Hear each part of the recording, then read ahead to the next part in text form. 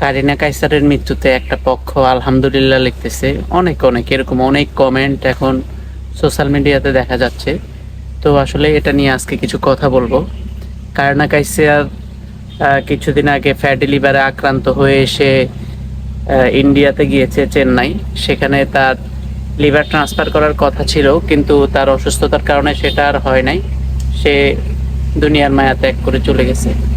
এখন এই যে সোশ্যাল মিডিয়াতে তার মৃত্যু নিয়ে যে একটা পক্ষ আলহামদুলিল্লাহ আলহামদুলিল্লাহ আলহামদুলিল্লাহ, পুরা সোশ্যাল মিডিয়াতে এরকম কমেন্টগুলো দেখা যাচ্ছে, সমালোচনা দেখা যাচ্ছে। এটা হলো কারণ হলো সে জুলাইতে সে আন্দোলনে অংশগ্রহণ করেছিল। আচ্ছা, আপনারা যারা এই যে আলহামদুলিল্লাহ লিখতেছেন, আপনাদের কাছে আমার প্রশ্ন হলো যে এইটা, যে একটা মানুষ মৃত্যুর পর ইসলাম কি বলে যে শুকরিয়া জ্ঞাপন করার জন্য? ইসলাম তো সেটা বলে না। ইসলাম বলে যে একটা মানুষ মৃত্যুর পর বলবে যে ইন্না লিল্লাহি ওয়া ইন্না ইলাইহি রাজিউন। কিন্তু সেটা না বলে অনেকে উল্লাস করতেছে। আসলে যারা উল্লাস করতেছে, এটা কি কোনো সভ্য সমাজ বা ইসলাম এটা কি শিক্ষা দিয়েছে? এটা কি শিক্ষা দেয়? আপনারা একটু চিন্তা করে দেখেন তো। আপনার যখন এই অবস্থা হবে, তখন যদি অন্য মানুষ আলহামদুলিল্লাহ বলে আর আপনার আত্মীয় স্বজন যদি সেটা দেখে, তাহলে আপনার কাছে কেমন লাগবে? কেমন ফিল হবে তখন? এখন অনেকে প্রশ্ন করে যে শমিকা স্যার জুলাইতে আন্দোলনে গিয়েছিল। জুলাইতে যে পরিস্থিতির সৃষ্টি হয়েছে, প্রত্যেকটা কন্টেন্ট ক্রিয়েটার তাদের একটা পর্যায়ে সেখানে অংশগ্রহণ করতে হয়েছে, গিয়েছে। সেটা একটা ভিন্ন ব্যাপার। যখন মানুষ মৃত্যুবরণ করে, তখন সে সৃষ্টিকর্তা আল্লাহ তাআলার মেহমান হয়ে যায়। তো তখন আসলে একটা মানুষকে নিয়ে সমালোচনা করতে হয় না। মৃত্যুর পরে একটা মানুষের কিছু থাকে না।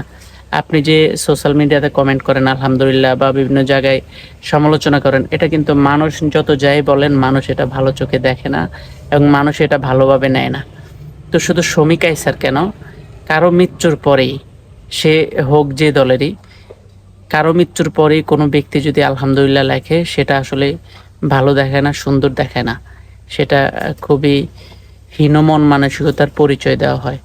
তো শমিকা স্যার তো এগুলো এখন দেখে না। আসলে এগুলা কি সে এখন দেখে? সে তো সৃষ্টিকর্তার মেহমান, আল্লাহর মেহমান হয়ে গিয়েছে। তো একটা মানুষ যখন আল্লাহর মেহমান হয়ে যায়, তখন তাকে নিয়ে বাজে কথা, কুরুচিপূর্ণ বক্তব্য, মন্তব্য এগুলো আসলে করতে হয় না। ইসলাম এটাকে সমর্থন করে না। তারপরে যারা এগুলা কমেন্টস করেন, আশা করি ভবিষ্যতে সামনের দিকে এই ধরনের কোনো কমেন্ট যার ব্যাপারেই হোক করবেন না। পারলে তার জন্য দোয়া করবেন। আমিও আজকে নামাজে হঠাৎ মোনাজারের মধ্যে এই মেয়েটার চেহারা বেশি উঠেছে। যেহেতু ফেসবুকে ছবি দেখি, সোশ্যাল মিডিয়াতে ইউটিউবে ছবি দেখি, মেয়েটা ইউটিউবে ফেসবুকে তার অনেক ভিডিও আছে। তা আমি তার জন্য দোয়া করেছি। আপনারাও তার জন্য দোয়া করবেন, যাতে আল্লাহ তাআলা তাকে মাফ করে দিয়ে পরপারে ভালো রাখে। সকল কিছুর ঊর্ধ্বে গিয়ে মানুষকে ক্ষমা করে দিতে হয়। ক্ষমাটাই হলো বড় মহত্ব। তো সবাই ভালো থাকবেন, সুস্থ থাকবেন। আল্লাহ হাফেজ।